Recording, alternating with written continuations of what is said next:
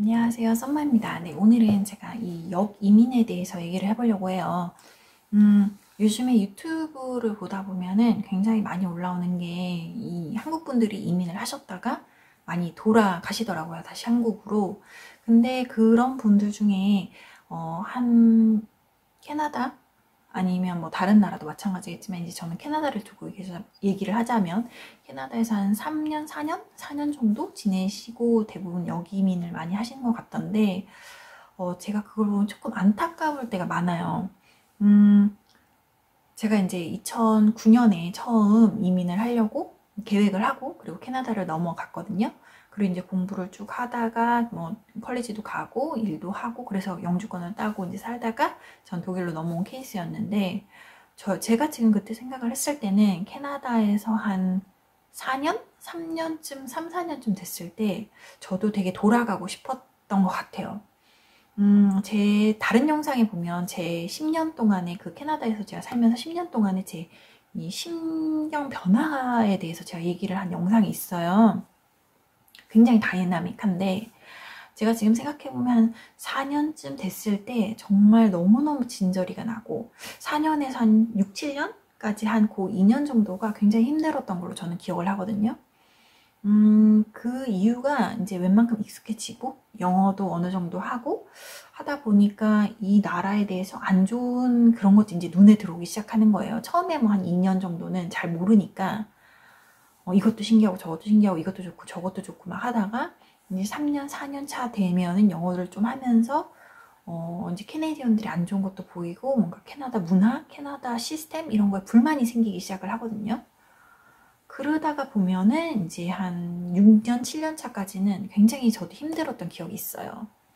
근데 그 시기를 딱 넘기고 나니까 전 오히려 한국보다 캐나다가 더 좋다라는 느낌이 들더라고요. 물론 이건 개인차도 있고 제가 그분들의 의견을 존중 안 하는 것도 아니고 그분들이 본인들이 돌아가고 싶어서 역이민을 하는 거에 대해서 저는 그럴 만한 이유가 있다고 생각을 해요. 하지만 이 이민이라는 게 굉장히 고생을 많이 하셨을 거라고 생각을 하거든요. 그 3년, 4년 동안 굉장히 고생을 많이 하셨을 텐데 이게 조금만 더 지나고 조금만 더 노력을 하시고 조금만 더 기다려 주시면 아마 그 시기가 조금 지나면 괜찮아질 수도 있는 건데 조금 급한 선택이 아닌가 이런 생각도 조금 해보게 되더라고요. 제 입장에서는 워낙 고생을 많이 하셨을 걸 제가 알기 때문에 그래서 일단 캐나다에서 역이민을 많이 하시는 이유 중에 하나가 특히 이 캐나다뿐만 아니라 이민자들 중에 한국으로 돌아가시는 분들이 본인들 이제 가족이 그리워서 가시는 분들이 많아요. 저도 사실 부모님 두 분님이 이제 한국에 계시고 저는 이제 언니는 미국에 살고 있거든요. 그리고 저는 이제 독일에 살고 있는데 일단 그것만 봐도 저희는 이제 엄마 아빠를 만날 기회가 많이 없는 거예요. 그 뭐 많아봤자 1년에 한두 번? 이제 이런 코로나 시국에는 특히나 더 만나기가 어렵겠죠? 그래서 그런 이유로 이제 한국을 선택을 하시는 분들이 많아요. 이제 3, 4년 있어 보니까 부모님 만나뵙기도 어렵고 또 이제 부모님이 나이가 좀 더 들어가시면서 그런 옆에서 챙겨드리지 못한 안타까움 그런 것들을 저도 너무 잘 알고 있기 때문에 특히나 아이가 있으신 분들은 아마 더 힘드시잖아요. 이제 왔다 갔다 하기가 쉽지가 않을 거라고 생각을 해요. 그래서 저도 그런 고민 안 해본 것도 아니었고, 저는 또 언니가 미국에 살고 있기 때문에, 한국에 둘 다 없는 게 너무너무 죄송할 때도 많고, 그런 이유로 한국을 가고 싶고, 또 한국에 매년 가야 된다라고 생각을 하고 있거든요. 그렇지만, 저는 그래도 결국에는, 그거는 부모님의 삶과 나의 삶은 다르다고 저는 생각을 해요. 물론 부모님이 나이가 들어가시고 부모님이 이제 연세가 있으시니까 걱정도 너무 많이 되고 하죠. 그렇기 때문에 저는 이제 1년에 한 번씩은 꼬박꼬박 한국에 가려고 하고 조금 더 자주 부모님과 소통을 하려고 하는 편인데 그런 이유로 이제 역이민을 택하시는 분들이 있더라고요. 그 부분은 조금 많이 이해가 되는 편이에요. 뭐 그런 거는 얼마나 가족과 가깝냐 아니면 뭐 그런 거에 따라서 달라지겠지만 그런 이유로 선택을 하시는 분들이 계시더라고요. 저는 그 선택을 하지 않고 지금도 독일에서 살고 있는데 언제나 걸리는 거는 부모님이에요. 제가 만약에 한국을 이제는 물론 내 나라고 그립고 해서 한국을 가는데 제일 가장 큰 이유는 부모님을 뵈러 가는 거거든요. 그래서 그런 이유로 여기민을 하시는 분들은 뭐 글쎄요, 그거는 제가 뭐라고 감히 얘기해 드리기 좀 어렵겠지만 제가 선택은 저는 남기로 선택을 했던 것 같아요. 그래도 내 인생을 내가 더 행복한 방향으로 개척을 하고 싶었던 것 같아요. 그리고 두 번째로 이제 여기 이민을 하시는 분들이 캐나다에서 하시는 분들이 이제 의료에 많이 실망을 하시고 한국을 가시는 분들이 많아요. 이게 캐나다가 워낙 무상이라는 거에 굉장히 큰 타이틀을 걸고 이 광고를 하기 때문에 특히나 이런 그런 에이전시나 이런 데서 광고를 많이 하기 때문에 사람들이 그런 거에 너무 이상적으로만 생각을 하거든요. 근데 이제 이게 무료라는 말은 결국에는 대기 시간이 굉장히 길어요. 그래서 저도 한번 굉장히 아팠던 적이 있는데 정말 병원에 가서 3시간을 기다렸거든요. 막 그 3시간 동안 화장실에 몇 번을 가서 토를 하고 막 그랬는데도 안 들여보내주는 거예요. 왜냐면 앞에 기다리는 사람들이 많으니까. 그래서 그때 저도 굉장히 아니 무슨 의료 시스템 이래. 한국 같으면은 이런 정도로 아프면 바로 진료를 받을 수 있는데 돈 조금 더 내고 그냥 내가 돈 내고 말지. 이렇게 생각을 하게 되죠. 한국인 입장에서는. 한국이 또 워낙 의료 시스템이 좋기 때문에. 그리고 사람들이 많이 자주자주 병원에 많이 방문을 하죠. 무료이기 때문에. 근데 그게 꼭 나쁘다고만은 하기는 전 힘들 것 같아요. 그게 결국에는 저소득층 사람들한테도 혜택을 주고자 하는 거에 취지를 맞춘 거기 때문에 뭐 물론 돈이 있는 사람들은 그게 좀 그런 시스템이 불편하고 한국에서 하는 것처럼 돈을 좀 내고라도 난 빨리 받고 싶다라고 생각을 하시겠지만 좀 돈이 없거나 저소득층들은 특히 이민자들은 돈이 많이 있으신 분들도 있지만 안 그러신 분들도 많거든요. 우리나라뿐만 아니라 다른 나라에서도 많이 오잖아요, 이민을. 그렇기 때문에 캐나다의 그런 무상 그런 무료의 의료를 좋다고 생각하시는 분들이 많아요. 예를 들어서 이제 한국 분들은 조금 다르신데 제가 이제 저희 언니가 미국에 살잖아요. 근데 미국은 병원비가 워낙 비싼 걸로 유명하기 때문에 이 미국 사람들이 캐나다로도 많이 넘어와요. 그런 이유로 캐네디언이 되려고 하는 이유가 많죠. 캐나다에 살려고 하는 이유도 많고 그래서 이 의료도 본인이 예를 들어 뭐 큰 병이 있거나 아니면 지병 이게 굉장히 뭔가 계속 케어를 해야 되는 그런 병이라면 또 얘기가 달라질 수 있겠지만 저는 10년 동안 살면서 물론 아픈 적도 있었고 근데 저는 그만큼 제 건강관리를 하게 되더라고요. 병원에 가기 싫어서. 병원에 가면 너무 오래 기다리니까. 뭐 그게 좋은 건지 나쁜 건지는 모르겠는데 의료 시스템에 많이 실망을 하세요. 돌아가시는 분들이 많고 저는 이해를 해요. 이해를 하지만 글쎄요. 그렇다고 해도 건강검진이라든지 이런 그런 뭐 한국에서 소위 말하는 뭐 감기에 걸렸다 이런 식으로 해서 그런 클리닉에 가고 이런 거는 그래도 잘 되어 있는 편이거든요. 그래서 이제 그런 걸로 불편할 수는 있겠지만 그게 역이민의 이유가 된다라고 저는 조금 생각하는 건 반대인 것 같아요.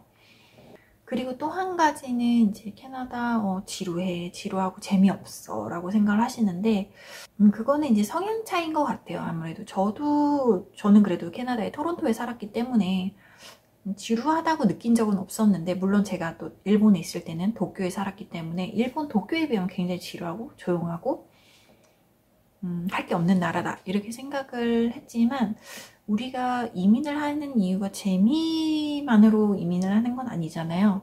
그래서 한 3, 4년 이게 지나면 이제 지루해지고 익숙해지고 이런 것에서 벗어나고 싶다는 생각을 하시는 것 같아요. 근데 그런 거는 저도 너무 이해를 하고 저도 정말 그럴 때가 있었기 때문에 근데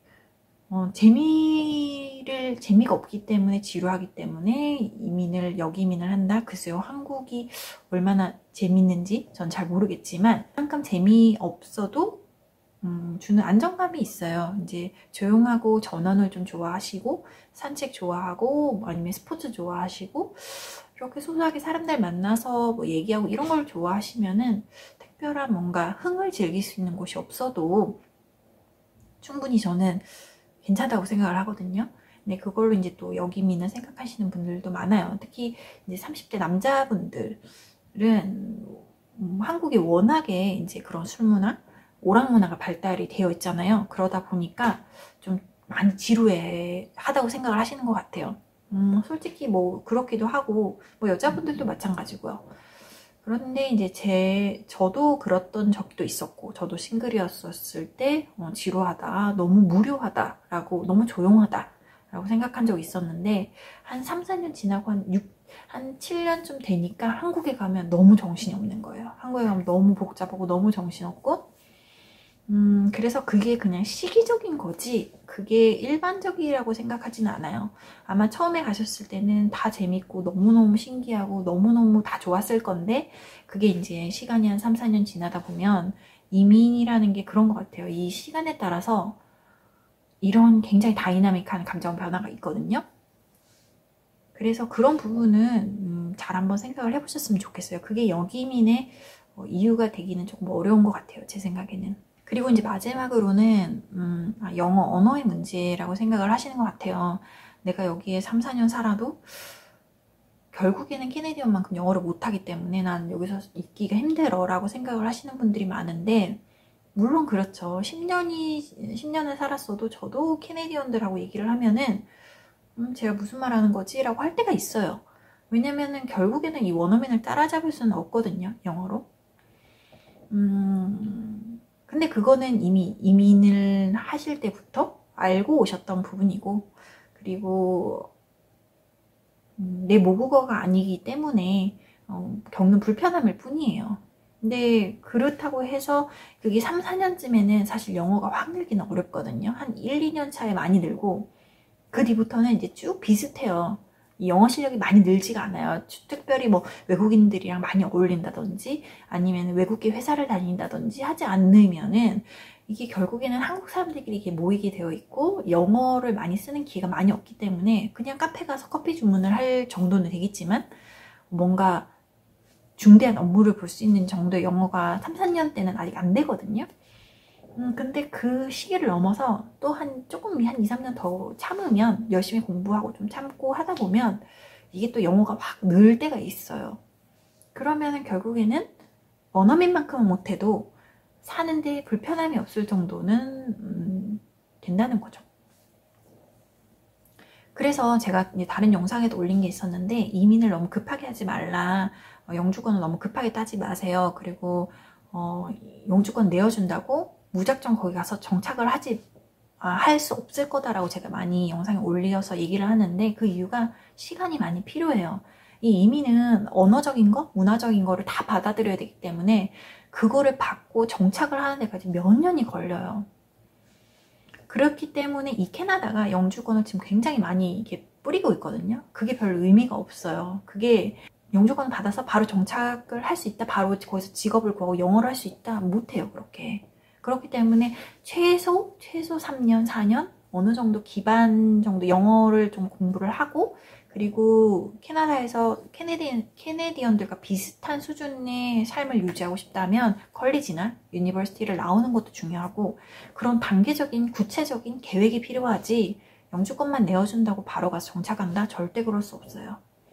그래서 이 언어적인 문제는 계속 꾸준히 노력을 하다 보면 어떻게 거기서 몇십 년 살고 거기서 태어난 사람들하고 영어 3, 4년 한 사람들하고 어떻게 비교를 할 수 있겠어요. 절대 부끄러운 것도 아니고 못한다고 따라잡으려고 굳이 노력을 할 필요도 없다고 저는 생각을 하거든요. 그리고 영어가 많이 필요한 직업군이 있고 그렇지 않은 직업군들이 있어요. 그래서 물론 불편하겠지만, 어떨 땐 또 부당한 대우도 받겠지만, 좀 시간을 더 두고 생각을 해야 된다고 생각을 해요. 그래서 한 6년, 7년 더 노력을 했는데도 아니다, 안 되겠다 라고 생각을 하시면 그때는 다르겠지만, 3, 4년 차에는 제가 생각할 땐 조금 빠른 것 같거든요. 그래서 역이민을 지금 생각을 하시는 분들은 아마 한국에 가도 마찬가지일 거예요. 한국에서 한 2, 3년 살다 보면 캐나다에서 살았던 그게 있기 때문에 또 비교를 하게 돼요. 캐나다는 이랬는데 왜 한국은 이렇지? 끊임없이 비교를 하게 되거든요. 그래서 3년, 4년의 외국 생활은 너무너무 짧은 거고, 적어도 한 7년 정도는 있어 봐야 그때 결정을 해도 늦지 않지 않을까. 기왕에 이민을 하셨고 3, 4년을 사셨으니까 조금 더 노력을 하셔서 조금 더 캐나다를 진짜로 정말 아는 게 중요하다고 생각을 해요. 그래서 오늘은 여러 가지 이유로 이제 여기민을 생각하시는 분들의 그런 이유에 대해서 제가 얘기를 해드렸는데, 그 중에는 당연히 제가 이제 이거는 의논의 가치도 없는 정말 중요한 뭔가가 있어서 여기민을 하신다, 당연히 존중을 하고요. 여기민을 하는 것도 쉬운 결정은 아니라고 생각을 해요. 이민을 결정을 하는 것만큼. 하지만 3, 4년 차는 너무 이르고, 그리고 이민을 하시려고 생각을 초기에 하셨을 때 고민을 그만큼 많이 하셨을 거 아니에요. 그래서 여기민을 할 때도 고민을 충분히 하셨으면 좋겠어요. 저는 개인적으로 이민에 대해서 긍정적인 사람이에요. 여러 이 유튜버 분들이 있는데 이민에 부정적이다, 뭐 캐나다 오지 말라, 뭐 굉장히 많거든요. 근데 저는 일단 이민을 한 번이라도 생각을 하셨다는 거는 그만한 용기와 그만한 마음의 준비가 조금은 있으신 분들이라고 생각을 해요. 그렇기 때문에 나이가 너무 많거나 그렇지 않으시다면 한 번쯤 도전해볼 만한 가치는 있을 것 같아요. 네. 그래서 오늘은 제가 여기민을 하시려고 지금 혹시 생각을 하시는 분들이 있다면 한 번 더 생각을 해보셨으면 좋겠어서 만들어본 영상이고요.